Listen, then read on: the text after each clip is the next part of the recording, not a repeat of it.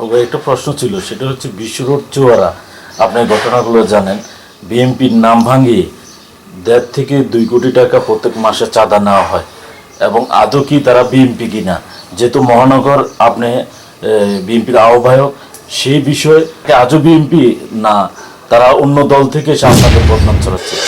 ধন্যবাদ আপনাকে। বিশ্ব রোডে যদি চাঁদা উঠায়, কে চাঁদা দেয় আর কে উঠায়, আপনি তাদের বিরুদ্ধে কথা বলেন স্পেসিফিক, যে কারা চাঁদা দেয় আর কারা চাঁদা নেয়। যদি বিএনপির নাম ভাঙিয়ে কেউ এমন কোনো অপরাধ করে থাকে, তা যদি দলীয় কোনো পোস্ট থাকে, আপনারা স্পেসিফিক আমাদের কাছে অভিযোগ করবেন, আমরা তাদের বিরুদ্ধে সাংগঠনিক ব্যবস্থা নেব, পাশাপাশি প্রয়োজনে আমরা তাদের বিরুদ্ধে আইনানুগ ব্যবস্থা নেব।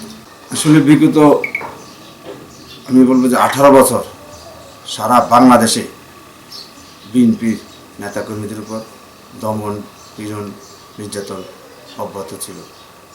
সেই ধারাবাহিকতায় আমি বলবো যে বাংলাদেশের সবচেয়ে লাস্ট 18 বছরে নির্যাতিত শহীদ প্রেসিডেন্ট জিয়া রহমানের পরিবার, আমার দেশনেত্রী বেগম খালেদা জিয়া, আমাদের ভারপ্রাপ্ত চেয়ারম্যান দেশনায়ক আগামীর রাষ্ট্রনায়ক জনাব তারেক রহমান, আমি বলবো যে সারা বাংলাদেশের সর্বোচ্চ নির্যাতন সহ্য করেছে।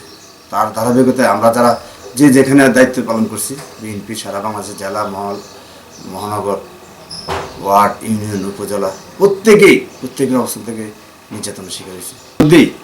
পত্রিকার মাধ্যমে জানতে পেরেছি যে মাননীয় জেলা প্রশাসক সাহেব ইতিমধ্যে উদ্যোগ নিয়ে টাউন হল সুপার মার্কেটের যেই ভাড়া অবৈধভাবে তুলে আগে নিজের আখের গুছিয়েছে সাবেক এমপি, ওই বাতিল করে এখন উনি নিজ উদ্যোগেই সেই টাকা টাউনের কোষাগারে জমা দেওয়ার ব্যবস্থা করেছে। সেজন্য আমি আপনাদের মাধ্যমে মাননীয় জেলা প্রশাসককে ধন্যবাদ জানাচ্ছি। এবং আপনি যে প্রশ্ন করেছেন যে টাউন হল এবং কুমিল্লা ক্লাব, আমি তো প্রথমে বলছি যে বিগত 18 বছর সমস্ত কুমিল্লা শহরের সমস্ত শিক্ষা প্রতিষ্ঠান, মসজিদ, মাদ্রাসা, এতিমখানা, ক্লাব বলেন, বিভিন্ন সাংস্কৃতিক পেশাজীবী সংগঠনের সব জায়গায় এই পতিত স্বৈরাচারের দোসররা কমিটির মাধ্যমে তারা সব জায়গায় একটা নিরজ্জ বিশৃঙ্খলা চাঁদাবাজি করেছে।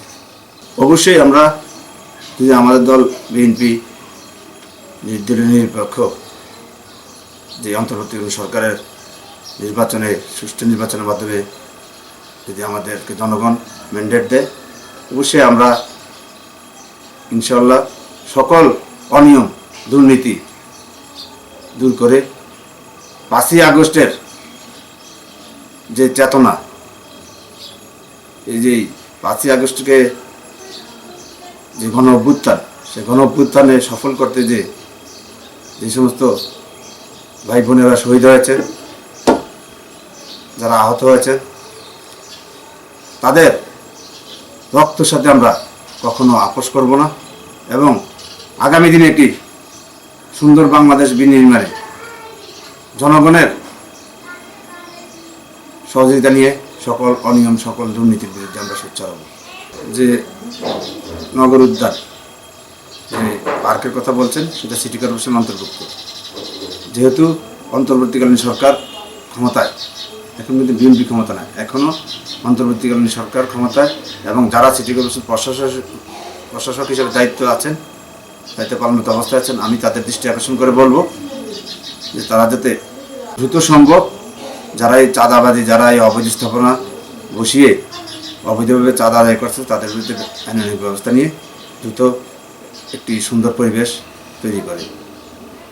সে অভ্যুত্থান পরবর্তীতে আমি বলবো যে 5ই আগস্ট এবং 6ই আগস্ট পর্যন্ত আমি কুমিল্লা শহরে আমি যতটুকু দেখেছি, উচ্ছৃঙ্খল কিছু মূলত আসলে আপনারা ইতিমধ্যেই খোঁজখবর নিয়ে জানতে পেরেছেন যে বিভিন্ন টোকায় আতঙ্কাসক্ত ছিনতাইকারী একদম লুটেরা পুরো শহরে বিভিন্ন অকারেন্স করেছে।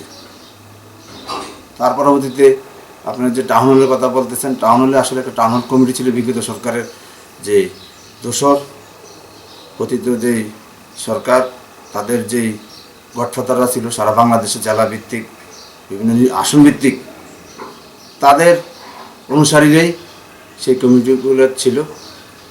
এখনও স্টিল ওই কমিটিগুলো বলবৎ আছে। এখনও কোনো কমিটি ভেঙে নতুন কোনো কমিটি হয় নাই। যেহেতু টাউন হলে এখনও আগের কমিটি বলবৎ আছে, এখনও নতুন কোনো কমিটি হয় নাই, সেহেতু আপনারা বিএনপিকে এই জায়গায় আপনারা জড়ানোর কোনো সুযোগ নেই।